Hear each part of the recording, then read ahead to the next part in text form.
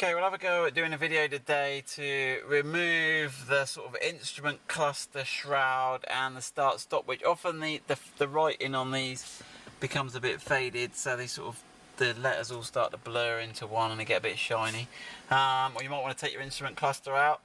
So let's have a go at doing that. And I did this before and we took the whole dash out. And I'm going to have a go at doing it now without taking the whole dash out. So underneath the steering wheel you've got the height adjuster. You pull that down there. I'm going to just push that down all the way to give me a bit more room. Right, now we've got a Torx T20, which is that sort of, not an Allen key, but that Torx one. And there's two screws. There's one up in the top there and one up, you might not be able to see it on the video, but right there, that's where they are, you'll see me. And in there we should have, if we rummage around a bit, I should be able to find, what angle do they go in?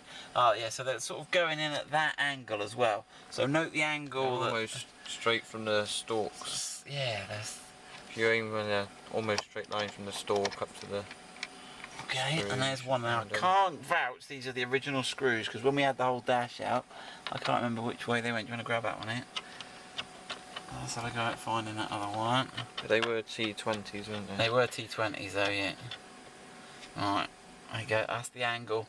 Note the angle that one's coming down. It's almost parallel with this edge here. That's it. And there's the other one of those.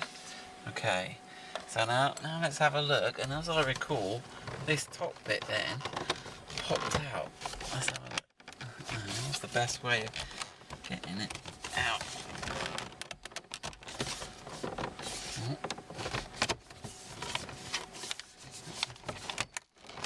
Because it was... Right. I'm sort of working this out. So I've pulled the bottom away. Let's work that top out now. Come on.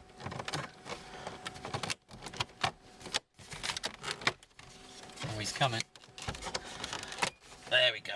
So he's a bit of a fight, but basically I've got the bottom out and then the top out. Now it actually, so that allows us to get, certainly we can get this switch out now.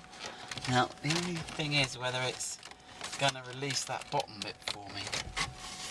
Have a little look. Oh, look, if we give it a little pull at the bottom there.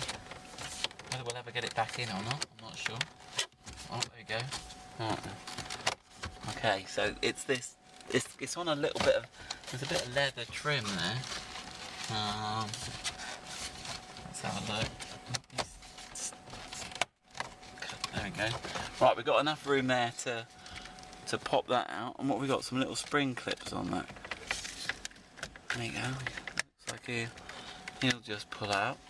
So, and then you can just pull that out. So that's how to replace your start-stop switch. I'll have a quick look and see what else we could do. I think we're halfway to getting the instrument cluster out. But it's how we get this little, because this leather bit goes down the bottom here. Okay, so we just did this, but what you've got to do is you've got to lift these two clips here. So you've got, if I put my hands behind it, you can see a clip there and a clip there. You've got to like unclip that up where it forms the end of this shroud here. So you lift that up and then you can take this out. Now this little bit of foam here, which you can see where the tape was there, that should be stuck on the top of that. I guess that's to stop it rattling. Then what we can do, I think we can then remove the instrument cluster. So let's have a look what we've got going on here. Now I think there's two screws down. Can I get to it through that hole there? There you go. I'm not sure why you'd want to remove you. I don't think you can give the car a haircut by just... There you go. And then let me see if I can... Oh, I've got a better angle on this one actually. Can you see much there, Ian, or is the light in it? You got it. There's just two screws in the bottom corner, is it? Yeah. Now you could probably disconnect your battery. I think my car might be getting a bit stressed right now, because we've just disconnected the start-stop button. But we'll have a look. Right. Now those screws don't want to seem to come out of there. They seem to want to stay in there. They have captives, so you don't lose them. Stops you dropping them down the dash. What have we got at the top here? Oh, there's one screw at the top as well. Right in the middle, right at the top. What, can you see where that's sort of pointing? Yeah. He's not captive. He's another one of those. That they look like they're. Well, he's a bit shorter than them. So the two slightly longer ones were for the cow, and that. Right, and then I think that top tab. I think if you can just get him past the. Got to hook it past the dash. Dash, yeah, you come. Yeah.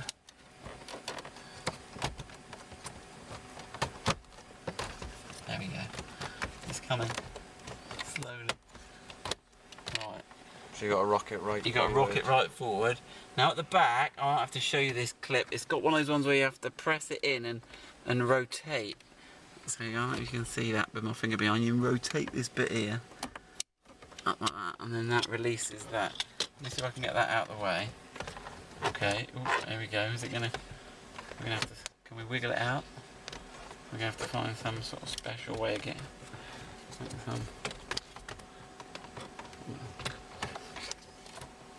Oh, there we go. Yeah, so you can just about wiggle that out.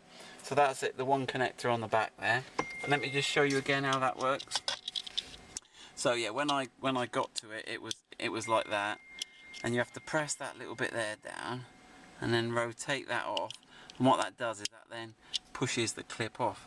So there we go. That's how to get the start/stop button and your instrument cluster out of a Freelander. We did have a little look to see what, now having got this out, what we could strip down, and they are clipped together. So you can remove this back cover here by sort of just getting a screwdriver in here, and let me see if I can do this. There we go. Work it along a little bit.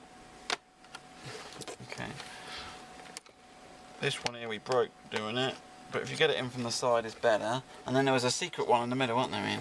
There's two. Is it? There's one there. One there. Is there one there as well? Yeah.